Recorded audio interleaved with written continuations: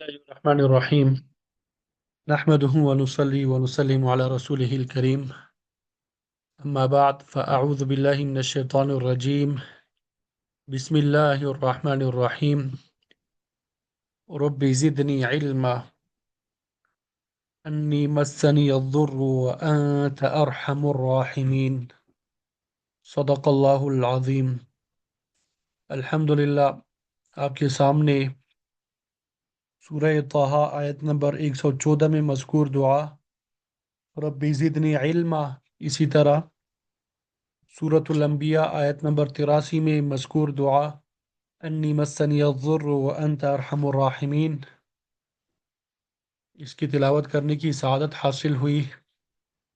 اب ان دونوں دعاؤں کا ترجمہ اور پھر مفسرین نے جو تفسیر بیان کی ہوگی، جو تفصیلات ذکر کی ہوں گی، وہ آپ کے سامنے ذکر کریں گے۔ یہ مکمل دعا وقل، اور آپ کہیں، آپ کہہ دیجئے ربی، اے میرے پروردگار، اے میرے رب، زدنی، زیادہ کر دے مجھے، اضافہ کر دے میرے لیے، علم میں، اے اللہ مجھے علم میں ترقی عطا فرما دیجئے، میرے علم میں زیادتی پیدا فرما دیجئے، یعنی جتنا علم مجھے حاصل ہے اس سے زیادہ علم مجھے عطا فرما دیجئے۔ دوسری دعا وہ ایوبا، اور ایوب علیہ السلام نے اذ، جب، نادا، اس نے پکارا، نادا، اس نے پکارا، ربہ، اپنے رب کو۔ یہ تو ویسے مکمل آیت ہے، دعا اصل میں یہاں سے شروع ہوتی ہے۔ کیا کن الفاظ سے پکارا؟ انی، کہ بے شک میں، مسنی، پہنچی ہے مجھے، الضر، تکلیف، وانت، اور تو، ارحم، زیادہ رحم کرنے والا ہے، راحمین، سب رحم کرنے والوں میں سے۔ اور ایوب نے جب اپنے رب کو پکارا کہ بے شک مجھے تکلیف پہنچی ہے اور آپ ہی تمام رحم کرنے والوں میں زیادہ رحم کرنے والے ہیں۔ تو یہ ان دونوں دعاؤں کا ترجمہ تھا جو آپ کے سامنے بیان کر دیا۔ اب تفصیلات کی طرف آتے ہیں۔ پہلے ربی زدنی علما، اس کی تفصیلات آپ کے سامنے بیان کرتے ہیں، پھر اس کے بعد انی مسنی الضر وانت ارحم الراحمین کی تفصیلات آپ کے سامنے بیان کریں گے۔ تو یہ جو دعا ہے رب زدنی علما، یہ وہ دعا ہے جو اللہ تبارک و تعالی نے اس ذات اقدس صلی اللہ علیہ وسلم کو سکھائی، جس کو اللہ تعالیٰ نے اولین اور آخرین کا سب سے زیادہ علم عطا فرمایا۔ اس کائنات میں جو علم آپ صلی اللہ علیہ وسلم کو حاصل تھا، وہ علم نہ کسی کو پہلے حاصل ہوا اور نہ بعد میں کسی کو ہو سکتا ہے، لیکن ان سب کے باوجود آپ صلی اللہ علیہ وسلم کو اللہ تعالیٰ نے یہ تلقین فرمائی کہ آپ یہ دعا کیا کرو کہ میرے علم میں اضافہ کر دیجئے۔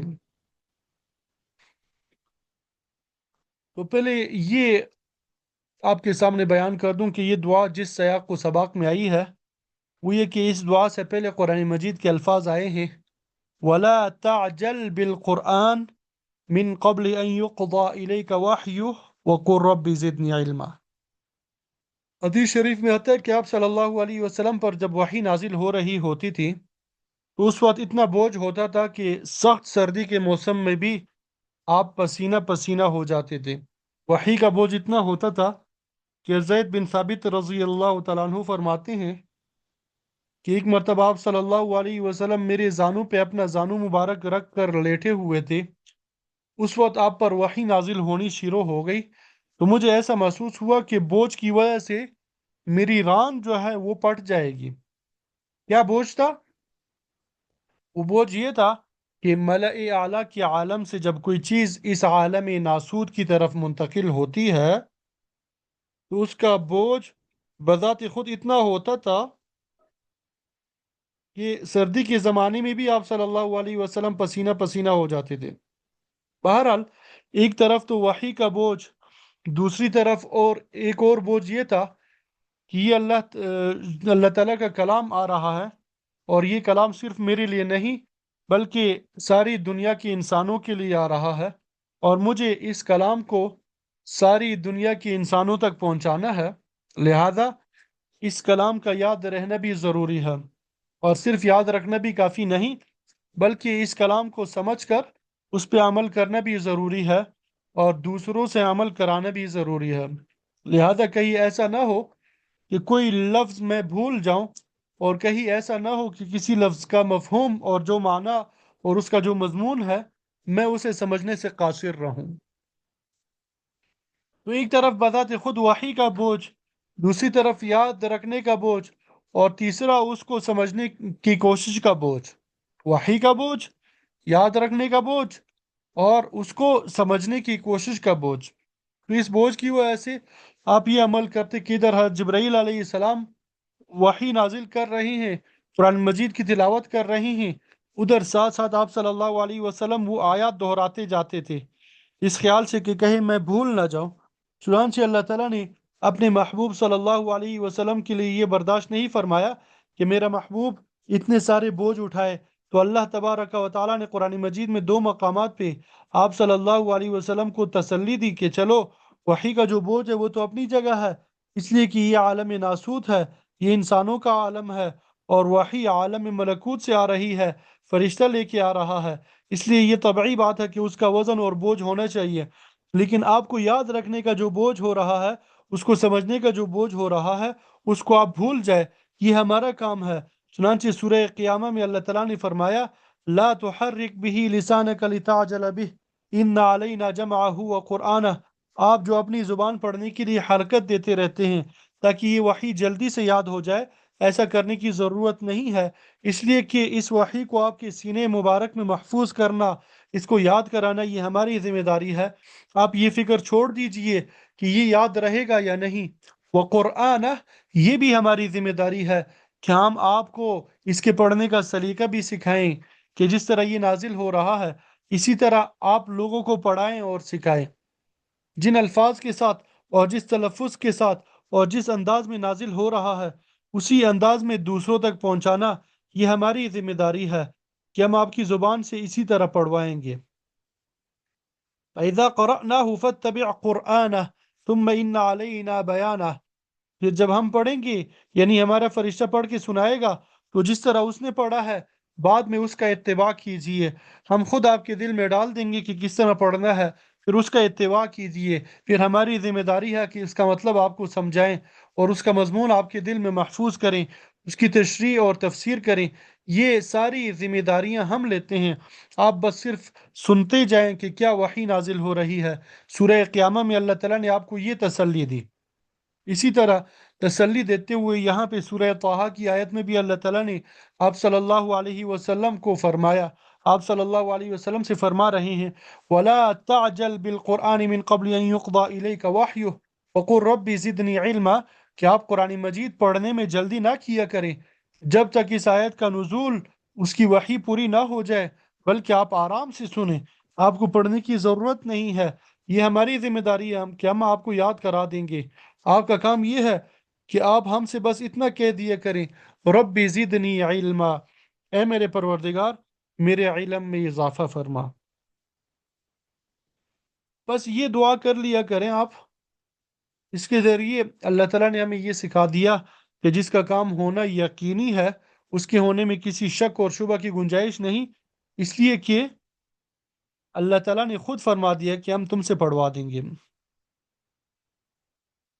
ہم یاد کرا دیں گے، ہم تشریح کریں گے، لیکن اس کے باوجود اس کو بھی اللہ تعالیٰ سے مانگو، یعنی جس چیز کا ملنا یقینی ہے اس کو بھی اللہ تعالیٰ سے مانگو اور کہو اے اللہ میرے علم میں اضافہ کر دیجئے۔ اب کتنا بڑا عظیم سبق دیا جا رہا ہے۔ اصل اللہ تعالیٰ یہ چاہتے ہیں کہ بندہ اس کے قریب ہو، اور قریب کیسے ہوگا؟ اللہ تعالیٰ سے مانگ مانگ کر قریب ہوگا، اللہ تعالیٰ کے سامنے منگتا بن کے قریب ہوگا، جتنا اللہ تعالیٰ سے مانگے گا اتنا ہی اللہ تبارک و تعالیٰ کا قرب حاصل ہوگا۔ صرف وہ چیز نہیں مانگنی جو مشکوک اور مشتبہ ہے، بلکہ وہ چیز جس کا ملنا یقینی ہے وہ بھی اللہ تبارک و تعالیٰ سے مانگو۔ دیکھیں آپ صلی اللہ علیہ وسلم اللہ تعالیٰ سے دعا کر رہی ہیں کہ اللہم انی اسألک الجنہ وما قرب الیہا من قول او عمل، کہ اے اللہ، اللہم انی اسألک الجنہ، میں آپ سے جنت مانگتا ہوں، وما قرب الیہا من قول او عمل، اور وہ قول اور عمل بھی مانگتا ہوں جو مجھے جنت کے قریب کر دے، جو مجھے جنت تک پہنچا دے، جبکہ اللہ تعالیٰ کی بارگاہ سے پہلے ہی اعلان ہو چکا ہے، قد غفر اللہ لك ما تقدم من ذنبك وما تأخر، یہ اعلان ہو چکا ہے کہ آپ کا جنت میں جانا یقینی ہے۔ اگر آپ جنت میں نہیں جائیں گے تو کون جائے گا؟ اس کے باوجود مانگ رہے ہیں، اللہم انی اسألک الجنہ، اے اللہ میں آپ سے جنت کا سوال کرتا ہوں۔ اور یہی سنت ہے جو بعض صوفیہ سے منقول ہے کہ جب ان کی موت کا وقت آیا تو ان کو جنت دکھائی گئی کہ تمہیں ہم یہاں لے جانے والے ہیں۔ اس جنت کی خوشنمائی، اس کا سبزہ، اس کی نہریں، اس کے دریا وغیرہ سب دکھائے گئے اور کہا گیا کہ یہ تمہارا مقام ہے۔ ان بزرگ نے منہ پھیر لیا اور یہ شعر پڑھ لیا، ان کان منزلتی فی الحب عندکم ما قد رأیت فقد ضیعت ایامی، کہ آپ سے محبت میں میرا مرتبہ یہ تھا اور جنت کی یہ لذتیں تھیں، ان کے لیے میں نے عبادت کی تھی، اس لیے میں نے آپ کو پکارا تھا، اس لیے میں نے آپ سے محبت کی تھی کہ جنت کی یہ نعمتیں حاصل کروں، تو پھر میں نے اپنی زندگی ضائع کر دی، مجھے تو کچھ اور چاہیے، یعنی آپ کی رضا چاہیے، آپ کا دیدار چاہیے، آپ کی محبت چاہیے۔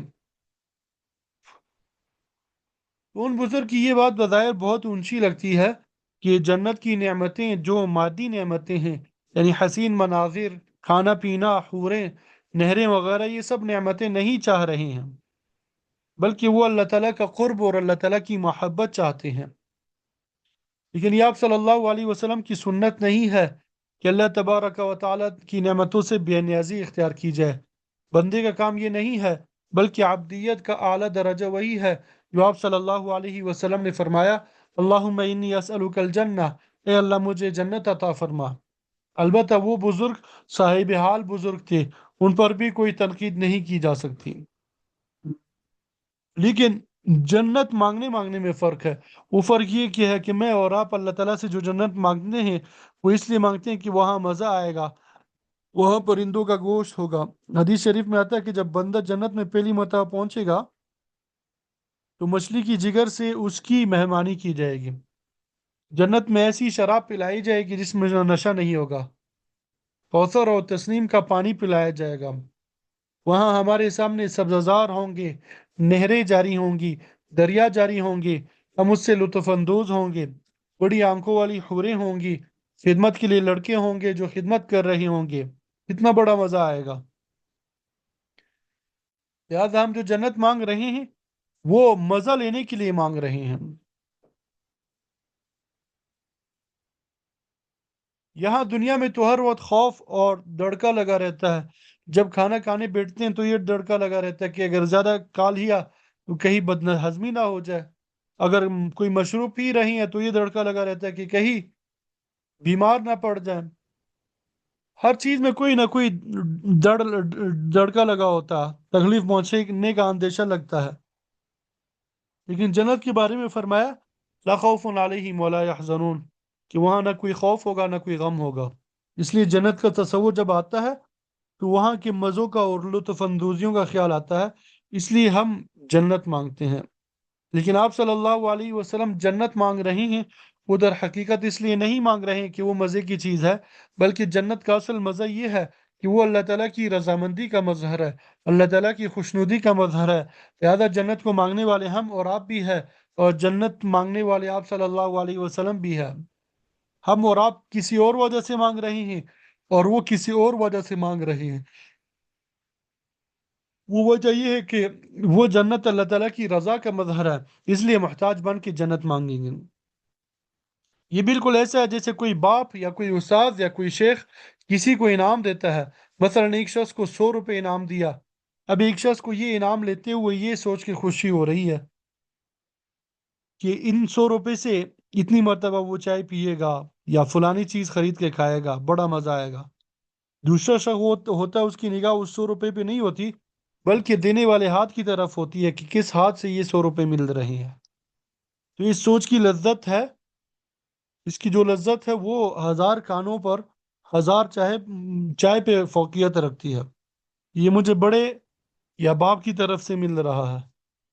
بعض اوقات آدمی ان پیسوں کو خرچ بھی نہیں کرتا،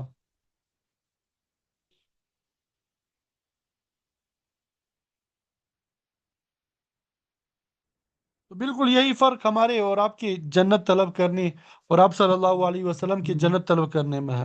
اس لیے حضرت تھانوی صاحب رحمۃ اللہ علیہ نے فرمایا کہ جو شخص مبتدی ہوتا ہے اور جو شخص منتہی ہوتا ہے، ظاہر میں ان دونوں کا حال ایک جیسا ہوتا ہے۔ یعنی جو شخص کام ابھی شروع کر رہا ہے اور جو شخص کام مکمل کر کے کہاں سے کہاں پہنچ گیا، ان دونوں کی حالت دیکھنے میں ایک جیسی لگتی ہے۔ اور جو لوگ درمیان میں ہوتے ہیں، جنہوں نے کام تو شروع کر دیا لیکن ابھی تک انتہا کو نہیں پہنچے، ان کا حال مختلف ہوتا ہے۔ بالکل اسی طرح ہمارا جنت مانگنا یہ مبتدی کا مانگنا ہے، یعنی جنت کے مزے حاصل کرنے کے لیے مانگنا ہے۔ آپ صلی اللہ علیہ وسلم کا جنت مانگنا یہ منتہی کا مانگنا ہے، یعنی جنت کو اللہ تعالیٰ کی رضا اور قرب کا مظہر ہونے کی وجہ سے جنت طلب کر رہے ہیں۔ تیسرے ان بزرگ کا حال ہے جنہوں نے یہ کہا کہ مجھے یہ جنت کی نعمتیں مطلوب نہیں، مجھے تو آپ کی رضا چاہیے۔ تو یہ درمیانی حالت ہے۔ تھانوی صاحب رحمۃ اللہ نے اس کی ایک مثال دی ہے، فرمایا کہ ایک آدمی دریا کے اس کنارے کھڑا ہے، دوسرا شخص دریا کے دوسرے کنارے پہ کھڑا ہے، تیسرا شخص وہ ہے جو دریا کے بیچ میں ہے، پانی کے اندر غوطے مار رہا ہے۔ فرمایا کہ جو شخص اس کنارے پہ کھڑا ہے وہ تو دریا میں داخل ہی نہیں ہوا، یہ مبتدی ہے، اور جو شخص دریا کے دوسرے کنارے پہ کھڑا ہے وہ ساری موجوں سے لڑ کے دوسرے کے کنارے پہ پہنچ گیا ہے۔ اب دیکھنے میں دونوں ایک جیسے نظر آ رہے ہیں کہ وہ بھی کنارے پر ہے اور یہ بھی کنارے پر ہے، اور تیسرا شخص جو دریا میں غوطے مار رہا ہے وہ بظاہر زیادہ بہادر نظر آ رہا ہے، لیکن حقیقت میں افضل وہ ہے جو دوسرے کنارے پہ پہنچ چکا ہے۔ تو بہرحال یہ عرض کر رہا تھا کہ جس چیز کا حصول یقینی ہو اس چیز کو بھی اللہ تعالیٰ سے مانگنے کی دعوت دی گئی ہے، چاہے ہم نے دینے کا وعدہ کر رکھا ہے لیکن پھر بھی ہم سے مانگو۔ کیوں؟ اس لیے کہ تم جتنا مانگو گے تم اتنا ہی میرے قریب آؤ گے اور میرا قرب حاصل ہوگا اور میری محبت بھی حاصل ہوگی۔ اس لیے کہ جو نہیں مانگتا اس کے بارے میں حدیث میں آتا ہے من لم یسأل اللہ یغضب علیہ، جو شخص اللہ تعالیٰ سے نہیں مانگتا اللہ تعالیٰ اس سے ناراض ہوتے ہیں کہ یہ ہم سے کیوں نہیں مانگتا، اور جو شخص جتنا مانگتا ہے اتنا ہی اللہ تعالیٰ کا قرب حاصل ہوتا ہے، اس لیے کہ وہ چاہتے ہیں کہ مانگے اور یقینی چیزیں بھی مانگیں۔ اس لیے فرمایا کہ بزرگوں کا تجربہ ہے کہ اگر کسی کا حافظہ کمزور ہو، وہ پڑھتا ہے مگر یاد نہیں رہتا، وہ یہ دعا کرے رب زدنی علما، اس سے حافظہ قوی ہوگا۔ اسی طرح سبق سمجھنے میں دشواری ہوتی ہے تو یہ دعا کیا کرے رب زدنی علما، اس لیے کہ اس دعا کے ذریعے آپ صلی اللہ علیہ وسلم کی دو پریشانیاں دور کی گئی۔ آپ کو ایک پریشانی یہ تھی کہ میں نے اس وحی کو یاد کس طرح کروں گا، دوسری پریشانی یہ تھی کہ اس کو کس طرح سمجھوں گا۔ ان دونوں پریشانیوں کا علاج اللہ تعالیٰ نے یہ بتا دیا کہ یہ دعا کیا کرو رب زدنی علما۔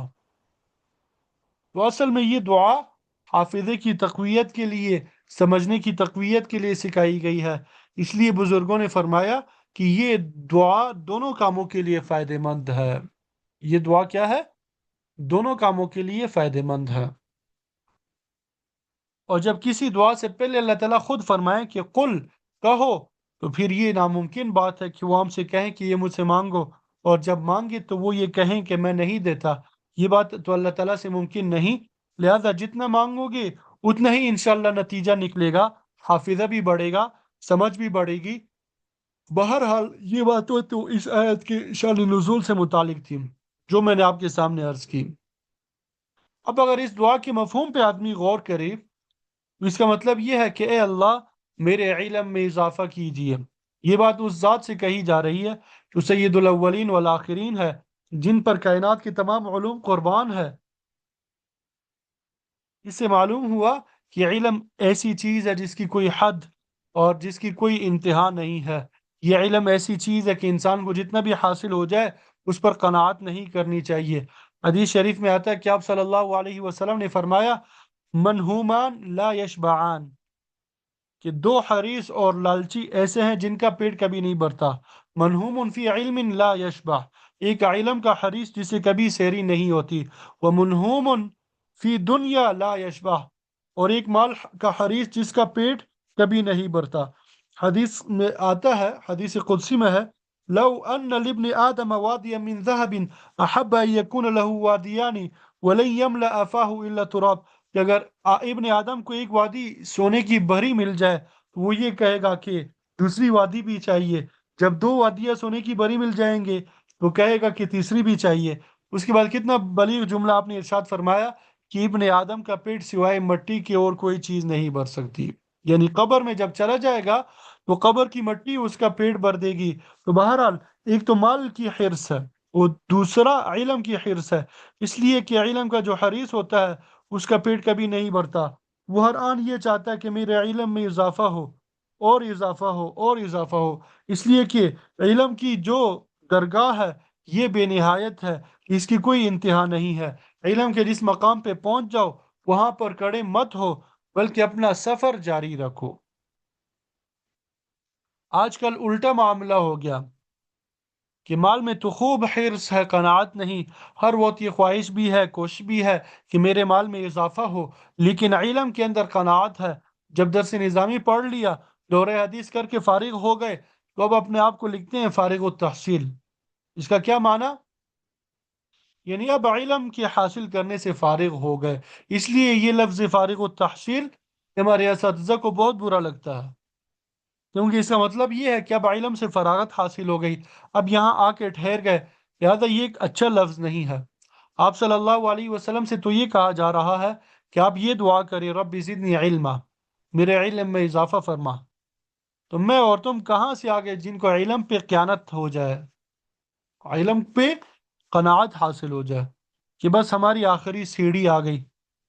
دورہ حدیث کر لینا یہ حقیقت علم حاصل کرنے کا آغاز ہوتا ہے، لہذا آدمی کو کسی وقت بھی قانع ہو کے نہیں بیٹھنا چاہیے، بلکہ علم کے میدان میں مسلسل آگے بڑھنا چاہیے۔ یہ صرف ان کے لیے نہیں جو علم دین کے طالب علم ہے، بلکہ ہر مسلمان کے لیے ہے، چاہے وہ عالم ہو یا جاہل ہو، پڑھا لکھا ہو یا ان پڑھ ہو، سب کے دل میں یہ خواہش اور دعا ہونی چاہیے کہ میرے علم میں اضافہ ہو جائے۔ علم بمانا جاننا، یہ تو ہر انسان کو کچھ نہ کچھ حاصل ہوتا ہے۔ اگر آدمی پڑھا لکھا نہیں ہے تب بھی وہ نماز پڑھ لیتا ہے، اس کا مطلب یہ ہے کہ نماز کا علم اس کو حاصل ہے۔ اگر وہ تسبیحات پڑھ لیتا ہے تو تسبیحات کا علم اس کو حاصل ہے۔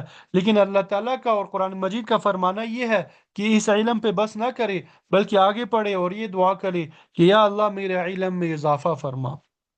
اگر ہم سب اس دعا کو اپنی زندگیوں پر منطبق کر کے دیکھیں تو یہ نظر آئے گا کہ مثلا جن لوگوں کو نماز پڑھنی تو آتی ہے لیکن وہ نماز صحیح پڑھتے ہیں یا اس میں غلطیاں ہو جاتی ہے، نماز کے فرائض کتنے ہیں، اس کے واجبات کتنے ہیں، اس کی سنتیں کتنی ہیں، اس کا علم حاصل کرنا ہر مومن کے لیے ضروری ہے۔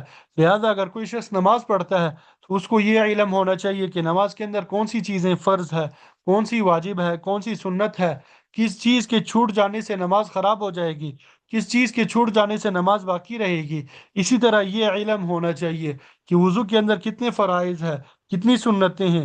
ایک صاحب سے گفتگو ہو رہی تھی، اس سے کسی نے پوچھا کہ آپ کو پتہ ہے وضو میں کتنے فرائض ہیں؟ اس نے کہا جی ہاں، ایک ہاتھ دھونا، دوسرا کلی کرنا، ایک ناک میں پانی ڈالنا، ان سب کو اس نے فرائض میں شمار کر دیا۔ مدتوں سے وضو کرتے آ رہے ہیں، نماز ہی پڑھتے آ رہے ہیں، لیکن یہ پتہ نہیں کہ کون سی چیزیں فرض ہے، کون سی چیز واجب ہے، کون سی چیز سنت ہے۔ تو اللہ تعالیٰ سے یہ دعا کر لیا کرو کہ رب زدنی علما، کہ اے اللہ میرے علم میں اضافہ کیجیے۔ ان سب چیزوں کا جاننا اور سمجھنا ہر مسلمان کے لیے فرض عین ہے۔ مثلا کس چیز سے نماز ٹوٹ جاتی ہے، کس چیز سے نماز نہیں ٹوٹتی۔ اسی طرح انسان زندگی میں جن کاموں کے اندر مصروف ہے، مثلا ایک آدمی تاجر ہے تو اس کو یہ علم ہونا چاہیے کہ کون سی تجارت حلال ہے، کون سی تجارت حرام ہے، کون سا معاملہ جائز ہے، کون سا معاملہ ناجائز ہے۔ تو بہرحال یہ دعا انسان اس نیت سے کرے کہ اے اللہ جن چیزوں کا جاننا میرے ذمے آپ نے ضروری لگایا ہے، اے اللہ مجھے اس کا علم عطا فرما دیجیے۔ جب ایک مرتبہ علم کی چاٹ لگ جاتی ہے، علم کا ذوق اور اس کی طلب پیدا ہو جاتی ہے، تو پھر انسان کو کسی وقت بھی علم میں اضافے سے قرار نہیں آتا۔ ہر وقت وہ کسی نہ کسی کام میں مشغول رہتا ہے، اپنے علم میں اضافہ کر رہا ہوتا ہے۔ امام ابو یوسف رحمۃ اللہ علیہ بستر مرگ پہ تھے، ایک شاگرد آپ سے ملنے آیا، آپ کی خیرت پوچھی، آپ نے اس کو جواب دے دیا، اور پھر اس شاگرد سے پوچھا کہ اچھا یہ بتاؤ کہ حج کی رمی سوار ہو کے کرنا افضل ہے یا پیدل کرنا افضل ہے؟ اس شاگرد نے جواب دیا کہ پیدل کرنا افضل ہوگی۔ آپ نے فرمایا نہیں۔ شاگرد نے کہا کہ پھر سوار ہو کے کرنا افضل ہوگی؟ آپ نے فرمایا نہیں۔ اس شاگرد نے کہا کہ حضرت پھر آپ ہی بتا دیجیے۔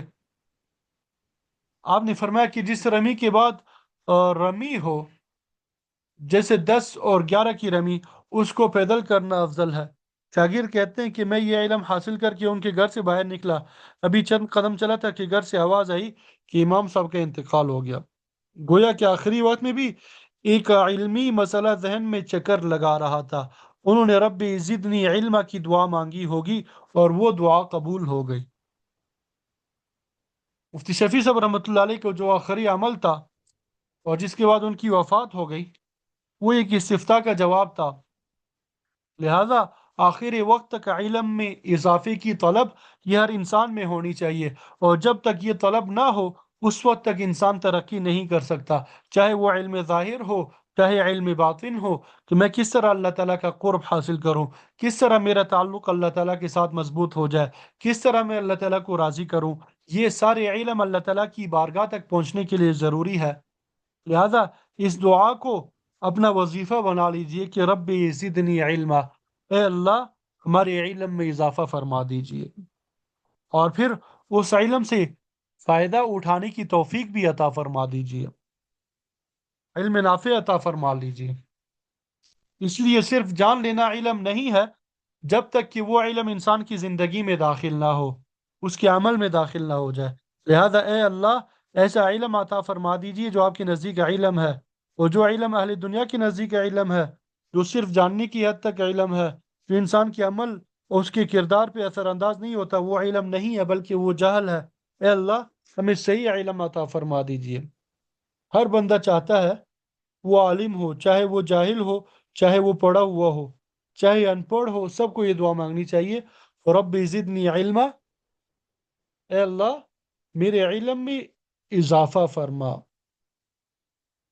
تو یہ رب زدنی علما سے متعلق تفصیلات تھی جو آپ کے سامنے بیان کر دی۔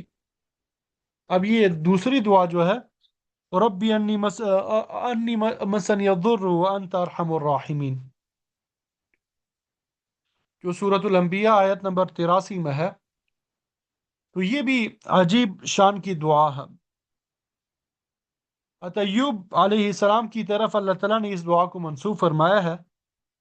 سورۃ الانبیاء میں اللہ تبارک و تعالیٰ نے بہت سے انبیاء کا ذکر فرمایا ہے۔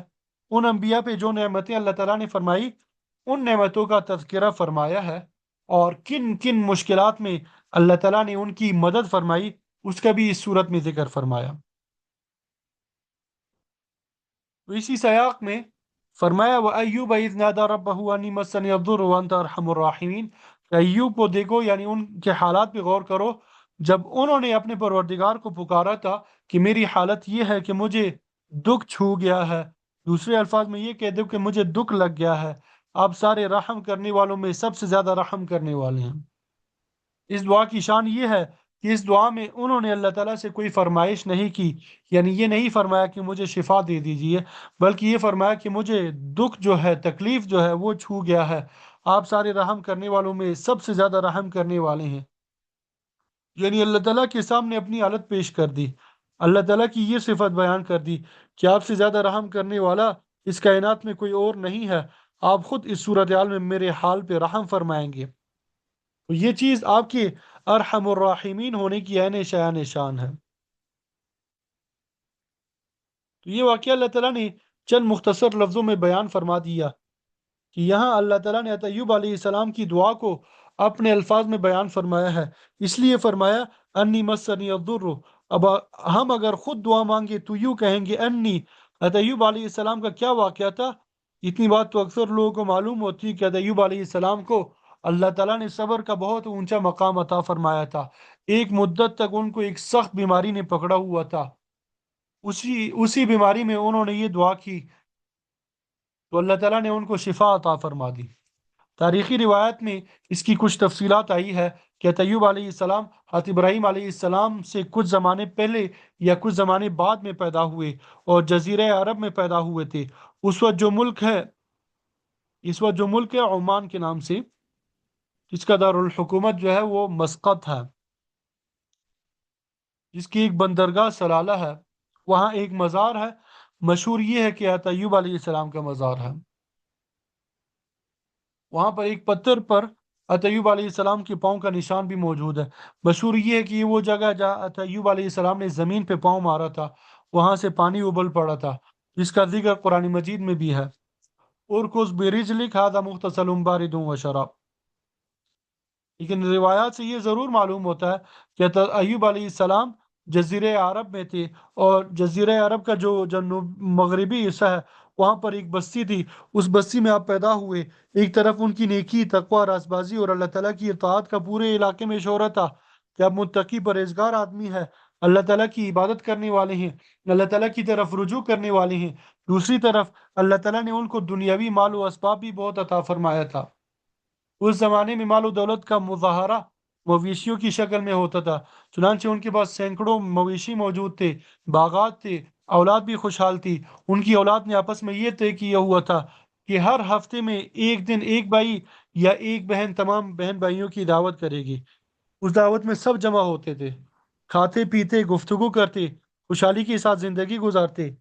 حضرت ایوب علیہ السلام ان کے اوپر سے نظر اتارا کرتے تھے، ان کے لیے برکت کی دعا کیا کرتے تھے۔ لیکن اچانک کی اللہ تعالیٰ کی طرف سے ان پہ ایک آزمائش آئی۔ پیغمبر تھے، متقی پرہیزگار تھے، عبادت گزار تھے، دنیاوی اعتبار سے انتہائی خوشحال تھے۔ اس آزمائش کے بارے میں ایک اسرائیلی روایت میں مذکور ہے۔ اسرائیلی روایت کا حکم یہ ہے کہ نہ اس کی تصدیق کرنا ضروری ہے اور نہ اس کی تکذیب کرنا ضروری ہے، لیکن وہ سبق آموز ہے۔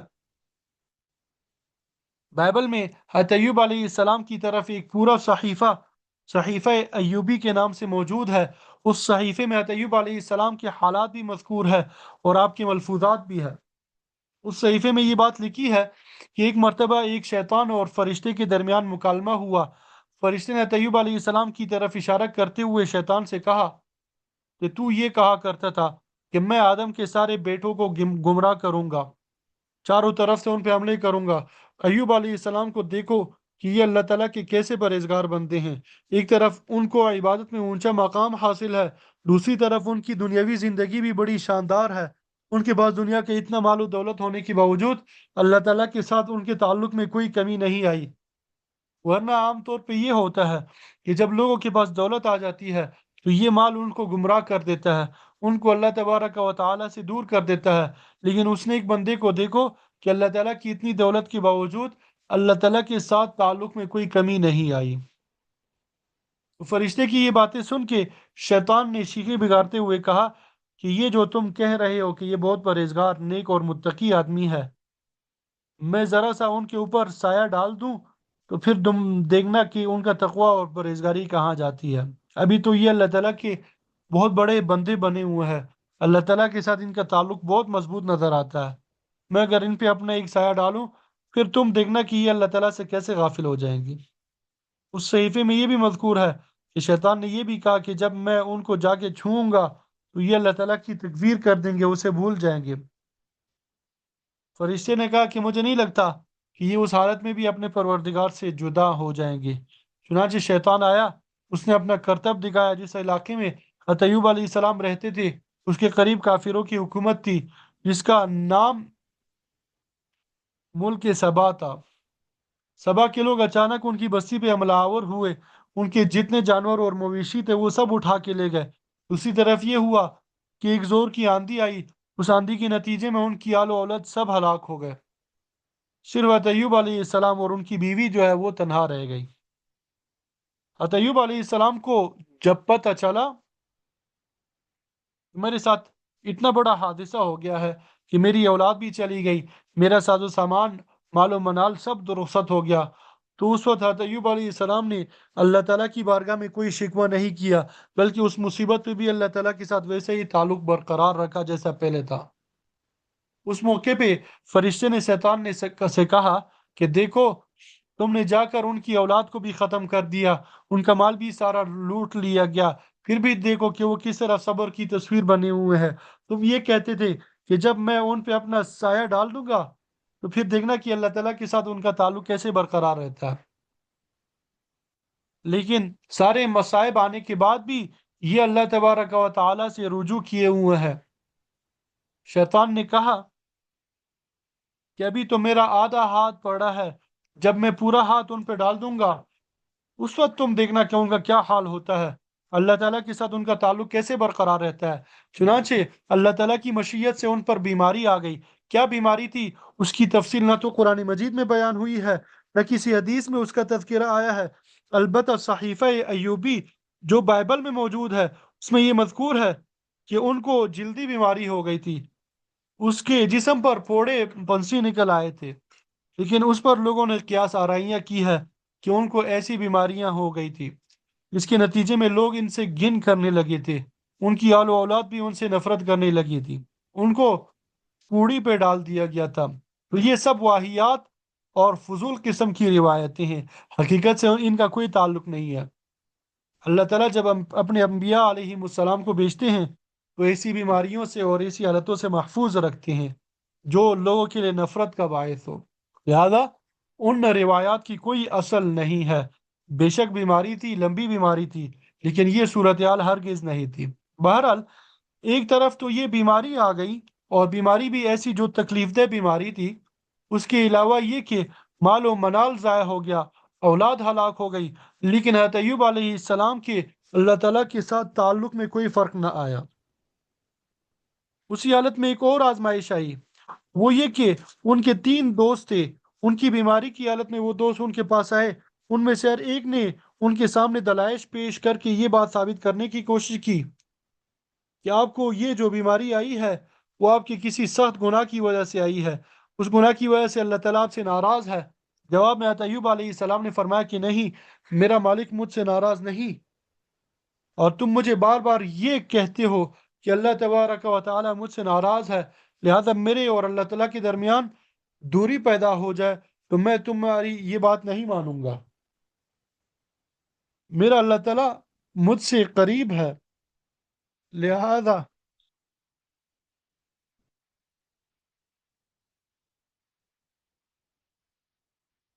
میرا اللہ تعالیٰ مجھ سے قریب ہے،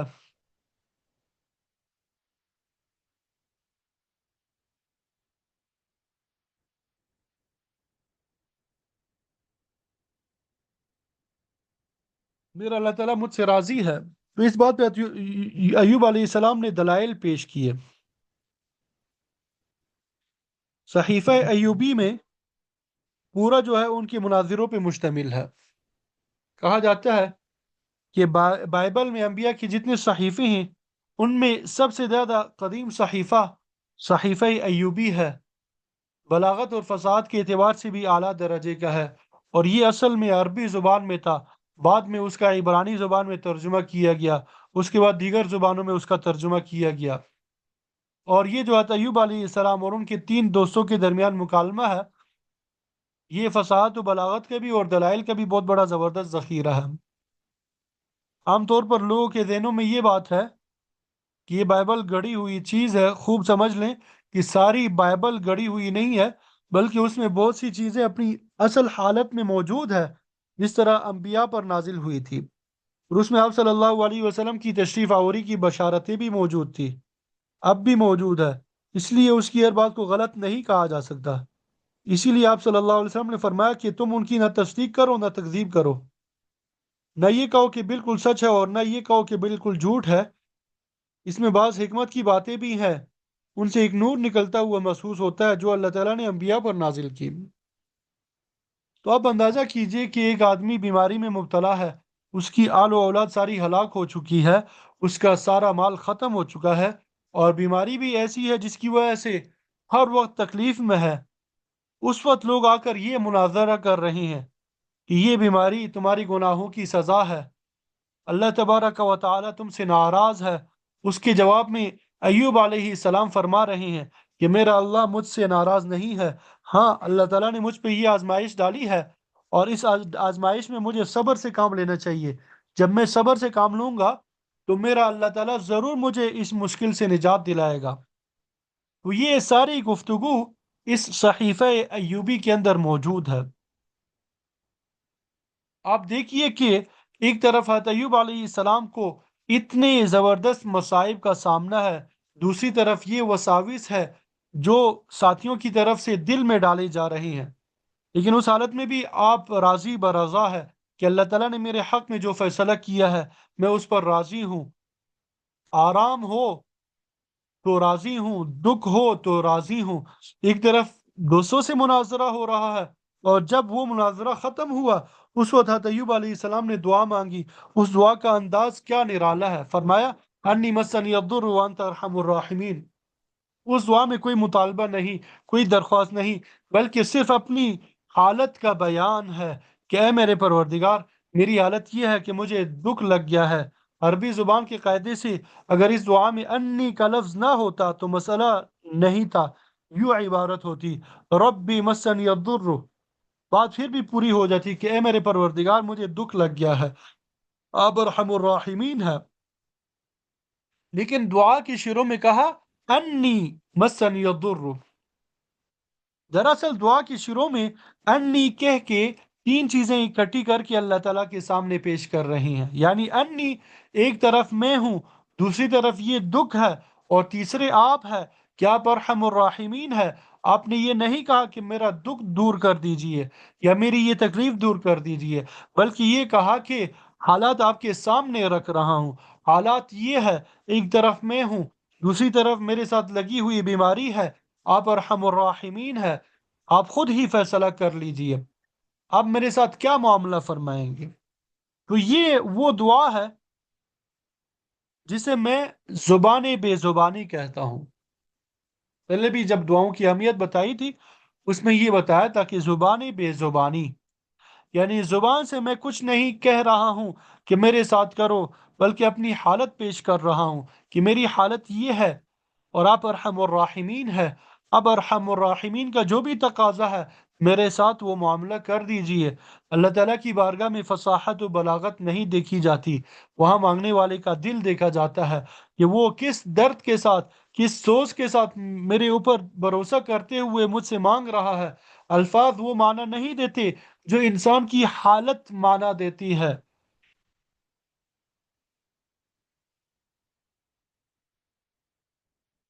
تو بسا اوقات یہ آپ لوگوں نے دیکھا ہوگا کہ جب انسان دعا کے لیے ہاتھ اٹھاتا ہے لیکن سمجھ نہیں آتا کہ اللہ تعالیٰ سے کیا مانگے، حالانکہ دل میں حاجتوں کا طوفان ہے۔ جب انسان سوچتا ہے تو پتہ نہیں کتنی حاجتیں سامنے آ جائیں۔ صحت ہماری حاجت ہے، طاقت اور قوت ہماری حاجت ہے، علم حاجت ہے، رزق حاجت ہے۔ اگر ان حاجتوں کی فہرست بنانا چاہیں تو لاتعداد حاجتیں بیان کر سکتے ہیں، لیکن جب اللہ تعالیٰ سے دعا مانگنے بیٹھتا ہے تو انسان ہاتھ اٹھائے ہوتے لیکن سمجھ میں نہیں آ رہا تھا کہ کیا مانگوں۔ تو یہ ہے زبان بے زبانی۔ اس وقت انسان کا پورا وجود دعا بن جاتا ہے۔ زبان حال سے وہ یہ کہتا ہے کہ اے اللہ، میری سمجھ میں نہیں آ رہا ہے کہ کیا مانگوں، آپ ہی میری ساری حاجتوں کو جانتے بھی ہیں، آپ ہی ان حاجتوں کو پورا کرنے والے ہیں، آپ ہی اپنے فضل و کرم سے اور اپنی رحمت سے ہماری تمام حاجتوں کو پورا فرما دیجیے۔ اور ڈاکٹر عبدالحی عارفی صاحب رحمۃ اللہ علیہ، ان کو دعا کا بڑا ذوق تھا۔ جب دعا کرنے پہ آتے تو بعض اوقات مسلسل دعا کرتے رہتے، 15 منٹ، 20 منٹ، آدھا گھنٹہ دعا کر رہے ہیں، ساری دعائیں ازبر تھی۔ وہ فرماتے ہیں کہ ایک مرتبہ میں حرم مکہ میں حاضر ہوا، اللہ تعالیٰ نے طواف کی توفیق دی، طواف کے بعد بیت اللہ شریف کے دروازے کے سامنے بیٹھ گیا، دل میں آیا کہ اب خوب دعا کروں، لیکن جب دعا کے لیے ہاتھ اٹھائے تو اب زبان سے الفاظ ہی نہیں نکل رہے، سمجھ میں نہیں آ رہا کہ کیا مانگوں کیا نہ مانگوں۔ سوچا کہ میں نے کل بھی تو آدھا گھنٹہ دعا کی تھی، وہی یاد آ جائے کہ کیا کی تھی، اور وہ بھی یاد نہیں آ رہی تھی۔ پھر ادعیہ معثورہ کو سوچا تو وہ بھی یاد نہیں آ رہی ہے۔ پھر میں نے کہا کہ اے بندے خدا، تو اس جگہ بھی آ کے دعا کرنے سے عاجز ہو رہا ہے تو تیرا کیا ہوگا؟ تو اس وقت دل میں یہ بات ہے کہ ارے تو کیا مانگے گا؟ تیرے یہ ہاتھ جس بارگاہ میں پھیلے ہوئے ہیں، ساری کائنات تیرے ان ہاتھوں کے نیچے ہیں، تو جو بھی دعا زبان سے مانگے گا وہ متناہی ہوگی، جبکہ ان کی بارگاہ میں ہاتھ پھیلے ہوئے ہیں، وہ زبان بے زبانی کے نتیجے میں وہ چیز عطا فرمائیں گے جو تیرے وہم و خیال میں بھی نہیں ہے۔ یہ ہے زبان بے زبانی، یعنی آدمی زبان سے کچھ نہیں کہہ رہا ہے لیکن اس کی پوری حالت مجسم دعا بن جاتی ہے۔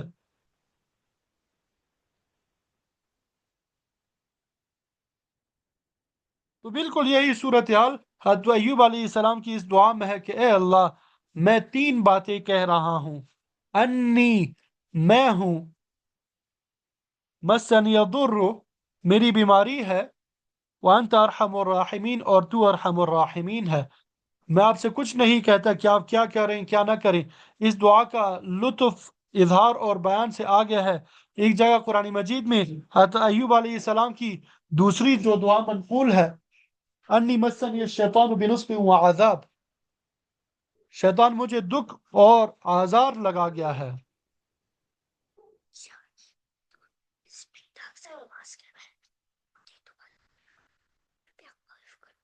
یہاں پر صرف اتنا بھی کہا گیا کہ اے اللہ، مجھے شیطان چھو گیا ہے، تکلیف دے کر اور میرے اندر بیماری پیدا کر کے مجھے چھو گیا ہے، بس۔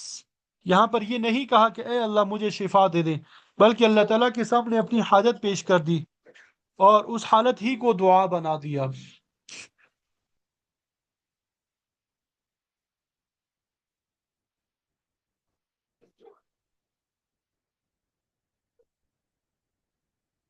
جب یہ دعا کی تو اللہ تعالیٰ نے ان سے فرمایا: ارکز برجلک ھذا مغتسل بارد وشراب، کہ اپنا پاؤں جو ہے وہ زمین پر مارو، لو یہ ٹھنڈا پانی ہے، نہانے کے لیے بھی ہے اور پینے کے لیے بھی ہے۔ چنانچہ ایسا ہی ہوا، اور طیب علیہ السلام کی بیماری کی وجہ سے یہ حالت ہو گئی تھی کہ چلنا بھی مشکل تھا، لیکن جب اللہ تعالیٰ کے حکم سے اس کام کے لیے اٹھے تو اٹھنا آسان ہو گیا، اٹھ کر چل پڑے۔ ان کی اہلیہ نے پوچھا کہ کہاں چلے؟ طیب علیہ السلام نے فرمایا کہ مجھے حکم ہوا ہے کہ میں آگے جا کے پتھر پہ پاؤں ماروں۔ چنانچہ جب جا کے پتھر پہ پاؤں مارا تو اسی سے پانی ابل پڑا، اور یہ حکم آیا: دیکھو یہ چشمے کا پانی تمہارے غسل کے لیے ٹھنڈا پانی ہے، تمہارے پینے کے لیے ہے۔ چنانچہ آپ نے اس سے پانی سے غسل کیا اور اس پانی کو پیا۔ جب غسل کر کے فارغ ہوئے تو وہ ساری بیماری ختم ہو چکی تھی۔ بیماری کی وجہ سے چہرے پہ جو تبدیلیاں آئی تھی وہ جا چکے تھے، خوشگوار اور کھلا ہوا چہرہ جیسا بیماری سے پہلے تھا دوبارہ ویسے ہی ہو گیا تھا۔ اس چہرے کے ساتھ جب وہاں سے واپس لوٹے تو روایات میں آتا ہے کہ ایوب علیہ السلام کی اہلیہ ان کو پہچان نہیں سکی کہ یہ میرے شوہر ہے، اس لیے کہ کافی لمبے عرصے تک بیماری کی وجہ سے چہرے اور جسم پر تغیرات آ چکے تھے۔ جب اللہ تبارک و تعالی نے صحت عطا فرمائی تو سب تغیرات بھی ختم کر دیے، چہرے کی تازگی بھی واپس دے دی، بشاشت بھی واپس دے دی، یہاں تک کہ بیوی کو بھی پہچاننے میں مشکل ہو رہی تھی۔ اس کے بعد اللہ تعالیٰ نے اور کرم فرمایا: وَآتَيْنَاهُ وَآتَيْنَاهُ أَهْلَهُ وَمِثْلَهُمْ مَعَهُمْ وَآتَيْنَاهُ أَهْلَهُ وَمِثْلَهُمْ مَعَهُمْ، یعنی ان کے بیٹے اور بیٹیاں جو ہلاک ہو گئی تھی، اس کے بعد ہم نے اتنے ہی گھر والے ان کو دے دیے، بلکہ اس سے دگنے دے دیے۔ اس کا ایک مطلب یہ بھی ہو سکتا ہے کہ جو ہلاک ہو گئے تھے اللہ تعالیٰ نے دوبارہ زندہ کر دیا ہو، یہ بات بھی اس کی قدرت کاملہ سے کیا بعید ہے۔ اور یہ مطلب بھی ہو سکتا ہے کہ ان کے یہاں مزید اولاد ہوئی، اور اتنی ہوئی بلکہ اس سے دگنی اولاد ہو گئی۔ جو مال مویشی چلے گئے تھے وہ بھی اللہ تعالیٰ نے واپس عطا کر دیے، دوبارہ اسی طرح خوشحالی کی زندگی گزارنے لگے۔ قرآن مجید میں جو واقعہ بیان کیا جاتا ہے وہ صرف قصہ کہانی نہیں ہوتی کہ وہ افسانہ طرازی ہو، بلکہ اس کے پیچھے سبق ہوتے ہیں۔ ایوب علیہ السلام کے واقعے میں ہمیں یہ سبق دیا کہ شیطان بڑا دعویٰ کر رہا تھا کہ میں ان کی ساری راست بازی اور سارا تقوی ختم کروں گا، ان کو بیماری کے اندر مبتلا کر دوں گا، لیکن ایوب علیہ السلام صبر اور استقلال کے پہاڑ تھے۔ ان کے پاس آنے والے ان سے کہہ رہی ہیں کہ تجھ سے اللہ تعالیٰ ناراض ہے، مگر وہ اپنی جگہ ڈٹے ہوئے ہیں کہ نہیں، میرے اللہ مجھ سے ناراض نہیں ہے، بلکہ جب ان کا حکم ہوگا تو سب بیماری ختم ہو جائے گی، مجھے اس وقت تک صبر کرنا ہے۔ صبر کا یہ اعلیٰ ترین مقام تھا، اس وجہ سے آج بھی دنیا میں صبر ایوبی کی مثال دی جاتی ہے۔ تو اس واقعے سے یہ سبق دیا جا رہا ہے کہ اس دنیا میں مصیبتیں سب کو پیش آتی ہے، کوئی انسان ایسا نہیں ہے جس کو زندگی میں کبھی کوئی مصیبت پیش نہ آئی ہو، چاہے وہ بڑے سے بڑا بادشاہ ہو، بڑے سے بڑا صاحب اقتدار ہو، بڑے سے بڑا دولت مند ہو، بڑے سے بڑا سرمایہ دار ہو، ان میں سے کوئی یہ نہیں کہہ سکتا کہ مجھے زندگی میں کبھی کوئی دکھ پیش نہیں آیا۔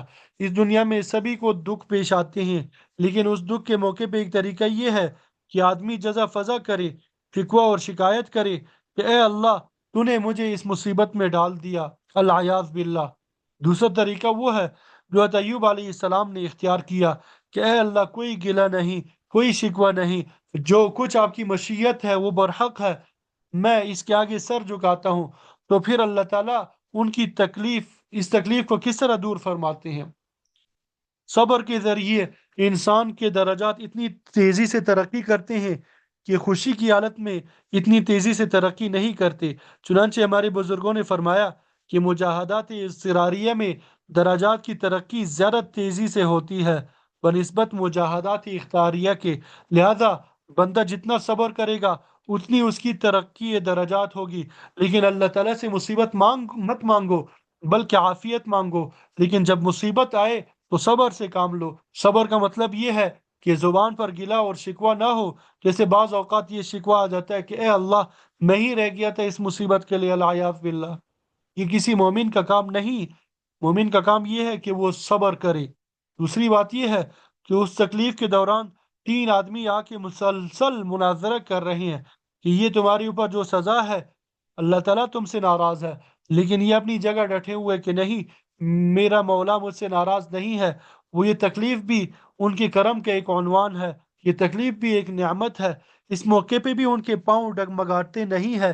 اگر انسان پر کوئی تکلیف یا مصیبت آئے اور وہ اس تکلیف میں اللہ تعالیٰ کی طرف رجوع نہ کرے، تو یہ اس بات کی علامت ہے کہ یہ تکلیف بطور عذاب ہے، اللہ تعالیٰ کی ناراضگی کی وجہ سے یہ تکلیف آئی ہے۔ لیکن جس بیماری اور تکلیف میں اللہ تعالیٰ کی طرف رجوع کی توفیق ہو جائے، زبان پر شکوہ نہ ہو، چاہے وہ ہائی ہائی کرے، چاہے آہیں بھرے، روئے، تو یہ اس بات کی علامت ہے یہ بیماری گناہ کا عذاب نہیں ہے، بلکہ یہ بیماری بندے کے درجات میں بلندی اور ترقی کے لیے دی گئی ہے، گناہوں کی مغفرت کے لیے دی ہے۔ چونکہ اللہ تعالیٰ نے حضرت ایوب علیہ السلام کو یہ مقام عطا فرمایا تھا کہ اس بیماری میں اللہ تعالیٰ کے ساتھ تعلق اسی طرح قائم تھا، اللہ تعالیٰ کی طرف رجوع ہو رہا تھا۔ ان کو بھروسہ تھا کہ یہ بیماری ناراضگی کی وجہ سے نہیں ہے، اگر ناراضگی کی وجہ سے ایسا ہوتا تو مجھے رجوع کرنے کی توفیق کیسے ہوتی؟ ان کو یقین تھا، اس لیے وہ اس حالت میں سارے شیطانی وساوس کا مقابلہ کرتے رہے۔ تو بہرحال اس واقعے سے ہمیں یہ سبق دیا جا رہا ہے کہ اللہ تعالیٰ سے مصیبت مت مانگو، لیکن جب مصیبت آ جائے تو اس پہ صبر کرو۔ ایک خاتون کا نام صابرہ تھا۔ حضرت مفتی شفیع صاحب رحمۃ اللہ علیہ نے ان سے فرمایا کہ اپنا نام تبدیل کر لو، کیونکہ صابرہ کے معنی ہے صبر کرنے والی۔ مطلب یہ کہ اس میں خود اپنی طرف سے یہ دعویٰ ہو رہا ہے کہ میرے اوپر جو مصیبتیں آئیں میں صبر کروں، اور مصیبت کو دعوت نہیں دینی چاہیے، نہ دعویٰ کرنا چاہیے کہ میں بہت صبر کرنے والا ہوں۔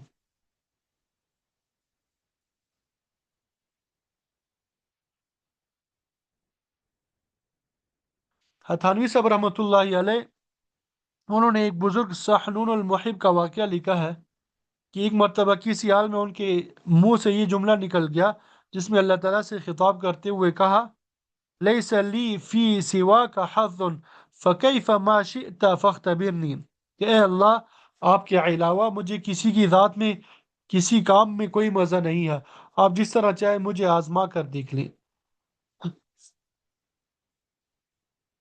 اللہ عیاذ باللہ، گویا کہ اللہ تعالیٰ کو آزمانے کی دعوت دے دی، نتیجہ یہ ہوا کہ ان کا پیشاب بند ہو گیا۔ اب مثانہ پیشاب سے بھرا ہوا ہے لیکن خارج ہونے کا راستہ نہیں ہے۔ کئی دن اس حالت میں گزر گئے، بالآخر تنبؤ ہوا کہ کتنی غلط بات میرے منہ سے نکل گئی۔ ان بزرگ کے پاس چھوٹے چھوٹے بچے پڑھنے کے لیے آیا کرتے تھے۔ اس حالت میں وہ ان بچوں سے کہتے تھے، ادعوا لعمکم الکذاب، اپنے جھوٹے چچا کے لیے اللہ تعالیٰ سے دعا کرو کہ مجھے اس بیماری سے نکال دے، اس لیے کہ اس نے جھوٹا دعویٰ کر دیا۔ اللہ تعالیٰ نے دکھا دیا کہ تم یہ دعویٰ کرتے ہو کہ کسی چیز میں کوئی مزہ نہیں، ارے تم کو تو پیشاب کے اندر مزہ ہے۔ اللہ تبارک و تعالیٰ کے سامنے بہادری نہیں چلا کرتی، لہذا کبھی تکلیف مت مانگو، اور نہ یہ دعویٰ کرو کہ میں بہت برداشت کرنے والا ہوں۔ لیکن جب تکلیف آ جائے تو دو کام کرو۔